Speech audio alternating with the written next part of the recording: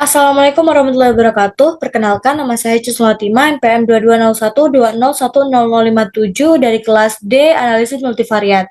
Jadi kali ini saya akan memberikan atau menunjukkan tutorial bagaimana cara mengolah data menggunakan aplikasi Smart PLS. Nah, untuk judulnya sendiri, saya menggunakan pengaruh beban kerja dan lingkungan kerja terhadap kinerja karyawan Jafir Utama Bangkalan dengan kepuasan karyawan sebagai variabel mediasi. Untuk hipotesisnya sendiri, yaitu H1 beban kerja berpengaruh positif signifikan terhadap kinerja karyawan, H2 lingkungan kerja berpengaruh positif signifikan terhadap kinerja karyawan, H3 beban kerja berpengaruh positif signifikan terhadap kepuasan karyawan, H4 lingkungan kerja berpengaruh positif signifikan terhadap kepuasan karyawan, H5 kepuasan karyawan berpengaruh positif signifikan terhadap kinerja karyawan serta memediasi pengaruh beban kerja dan lingkungan kerja terhadap kinerja karyawan. Selanjutnya, untuk tutorial mengolah datanya. Yang pertama, kita buka aplikasi Smart PLS-nya. Kebetulan saat ini saya menggunakan Smart PLS versi 4 atau versi terbarunya. Nah, selanjutnya kita klik di New Project, lalu kita beri nama file yang akan kita pakai nantinya.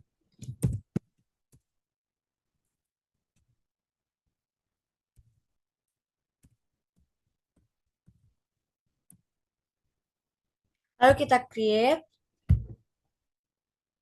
Nah, setelah itu kita import data file. Selanjutnya kita cari untuk data kita. Kita masukkan datanya dengan mengklik open.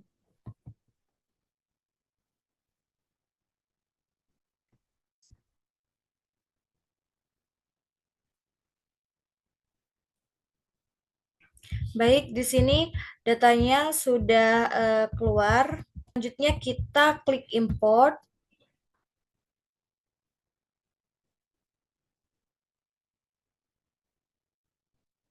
Dan jika datanya sudah keluar seperti ini, kita klik back. Nah, setelah itu kita klik create model.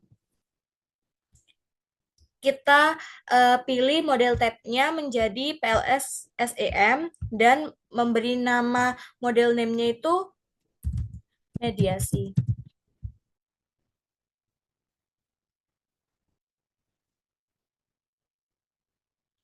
Selanjutnya, jika sudah ada tampilan seperti ini, kita langsung saja untuk blok data X-nya, X1-nya, kita drag, kita beri nama beban kerja.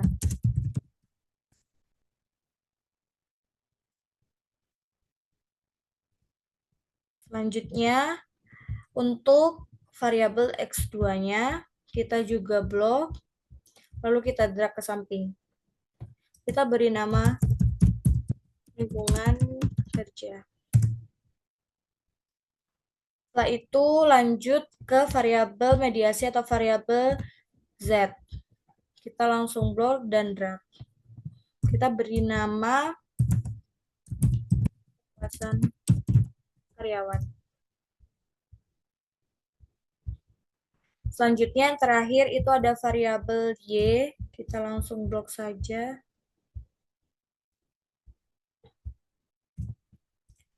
Dan kita drag. Kita beri nama kinerja karyawan. Baik, setelah sudah tertera seperti ini, kita rapikan saja untuk datanya.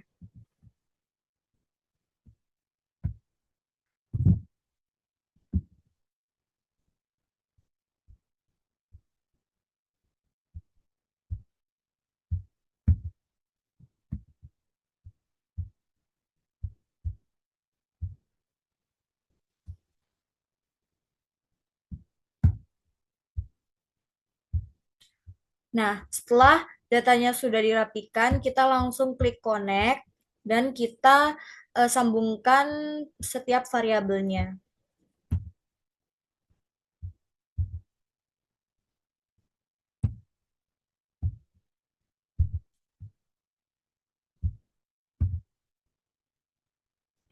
Setelah seperti ini, kita langsung klik calculate dan klik PLSM algorithm.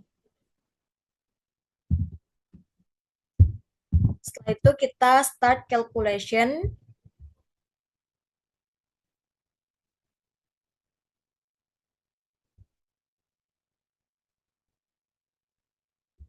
Baik, di sini sudah selesai calculate.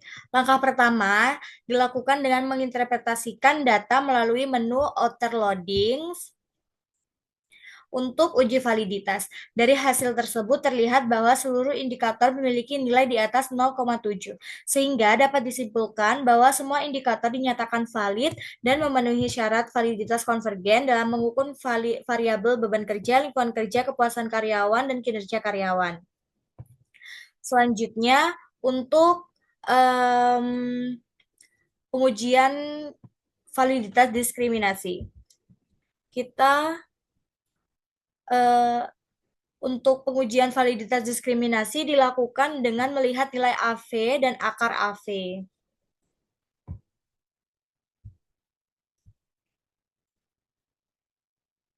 Hasil menunjukkan bahwa nilai AV pada setiap variabel lebih besar dari 0,5, yang berarti seluruh indikator dinyatakan valid. Selanjutnya, pada menu validitas diskriminan terlihat bahwa nilai akar AV masing-masing variabel lebih besar dibandingkan dengan korelasi antar variabel, sehingga diskriminan validity terpenuhi. Dengan demikian, masing-masing variabel laten, yaitu beban kerja, lingkungan kerja, kepuasan karyawan, dan kinerja karyawan mampu dijelaskan secara berbeda dan saling membedakan satu sama lain dengan baik. Nah, untuk tahap berikutnya, itu pengujian reliabilitas dengan melihat menu construct, reliability, dan validity. Hasil pengujian menunjukkan bahwa nilai Cronbach alpha lebih dari 0,7, nilai RHOA lebih dari 0,7, serta nilai composite reliability lebih dari 0,65. Oleh karena itu, nilai Cronbach alpha, RHOA, dan composite reliability masing-masing variabel telah memenuhi kriteria, sehingga seluruh variabel dinyatakan reliable. Baik, selanjutnya dilakukan pengujian koefisien determinasi dengan melihat nilai R-square-nya. Dengan fokus pada R-square adjusted. Nilai R-square adjusted-nya sebesar 0,825 menunjukkan bahwa beban kerja mampu memengaruhi kepuasan karyawan sebesar 82,5%, sedangkan sisanya sebesar 17,5% dipengaruhi oleh variabel lain di luar penelitian. Sementara itu, untuk kinerja karyawan, nilai R-square adjusted sebesar 0,959 menunjukkan bahwa beban kerja mampu mempengaruhi kinerja karyawan sebesar 95,9% dan sisanya sebesar 4,1% dipengaruhi oleh variabel lain di luar penelitian. Nah, selanjutnya untuk nilai Q-square-nya. Untuk nilai Q-square-nya, saya melakukan perhitungan manual. Setelah perhitungan dilakukan, nilai Q-square-nya menunjukkan sebesar 0,993 menunjukkan bahwa kinerja karyawan dapat dijelaskan dan diprediksi dengan baik oleh variabel beban kerja atau X1 dan lingkungan kerja X2 serta dimediasi oleh kepuasan karyawan variabel Z sebesar 99,3%. Adapun sisanya sebesar 0,7% dipengaruhi oleh variabel lain di luar penelitian. Selanjutnya untuk interpretasi hipotesisnya. Kita langsung klik back, lalu calculate, dan kita klik bootstrapping. Karena penelitian saya bersifat one tail, kita ubah menjadi one tail. Kita start calculation. Baik, di sini sudah tertera hasilnya. Kita langsung klik pad coefficient. Nah, di sini sudah tertera datanya. Jadi, saya akan membacakan interpretasi dari masing-masing hipotesis. H1, beban kerja berpengaruh positif dan signifikan terhadap kinerja karyawan. Hasil pengujian menunjukkan bahwa beban kerja berpengaruh positif dan signifikan terhadap kinerja karyawan. Hal ini dibuktikan oleh nilai koefisien jalur sebesar 0,704, nilai T statistik sebesar 3,970, dan p-value sebesar 0,000 yang lebih kecil dari 0,05. Dengan demikian, H1 diterima, yang berarti semakin tinggi beban kerja yang diterima karyawan, maka kinerja karyawan cenderung meningkat. Selanjutnya untuk H2-nya.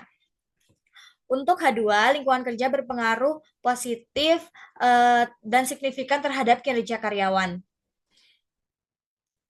Hasil pengujian menunjukkan bahwa lingkungan kerja tidak berpengaruh positif dan signifikan terhadap kinerja karyawan. Hal ini ditunjukkan oleh nilai koefisien jalur sebesar 0,084, nilai statistik sebesar 0,419 dan p-value sebesar 0,337 yang lebih besar dari 0,05. Dengan demikian, H2 ditolak dan berarti lingkungan kerja belum mampu memberikan pengaruh langsung yang signifikan terhadap kinerja karyawan. Selanjutnya untuk H3, yang dimana H3 ini beban kerja berpengaruh positif dan signifikan terhadap kepuasan kerja. Hasil pengujian menunjukkan bahwa beban kerja tidak berpengaruh positif dan signifikan terhadap kepuasan kerja. Hal ini dibuktikan oleh nilai koefisien jalur sebesar 0,364, nilai T statistik sebesar 1,561, dan p-value sebesar 0,059 yang lebih besar dari 0,05. Dengan demikian, H3 ditolak, yang berarti beban kerja belum memberikan pengaruh yang signifikan terhadap kepuasan kerja karyawan. Nah, selanjutnya untuk H4. H4, lingkungan kerja berpengaruh positif signifikan terhadap kepuasan kerja. Hasil pengujian menunjukkan bahwa lingkungan kerja berpengaruh positif dan signifikan terhadap kepuasan kerja. Hal ini dibuktikan oleh nilai koefisien jalur sebesar 0,554, nilai T statistik sebesar 2,375, dan p-value sebesar 0,009 yang lebih kecil dari 0,05. Dengan demikian, H4 diterima, yang berarti lingkungan kerja yang kondusif mampu meningkatkan kepuasan kerja karyawan. Selanjutnya itu H5. Kepuasan kerja berpengaruh positif dan signifikan terhadap kinerja karyawan serta memediasi pengaruh beban kerja dan lingkungan kerja terhadap kinerja karyawan.